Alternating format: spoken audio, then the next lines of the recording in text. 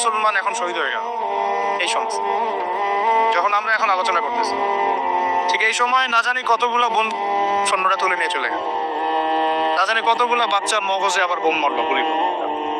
এই সময় যখন আমরা কথা বলছি, আর মিডিয়াতে সংখ্যা আসবে খালি ৬,০০০ মরলো, ৬,৫০০, ৭,০০০, কোনো ফিলিংসই নাই। মোবাইল ফোনে আছে, স্ক্রল করে আর দেখে কতজন, ও ১০,০০০ মরছে, কি আমি তো আর মরি নাই, আমার দেশও তো আর হয় নাই। বিশ্বাস করেন আমরা এখন আর কোনো জায়গায় মানুষের পর্যায়ে পড়তেছি।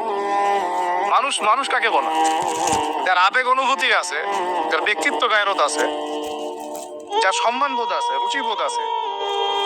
মুসলিম উম্মাহ কাকে বলে? যার একটা অংশে আঘাত লাগলে আর এক অংশ ব্যথা পাবে, নাকি ভাই? ভুল বললাম না ঠিক বল? একটা মুসলিম উম্মাহ মানে কি? একটা অঙ্গে আঘাত লাগছে, আরেকটা অঙ্গ ব্যথা পাবে। আদতে কি হচ্ছে?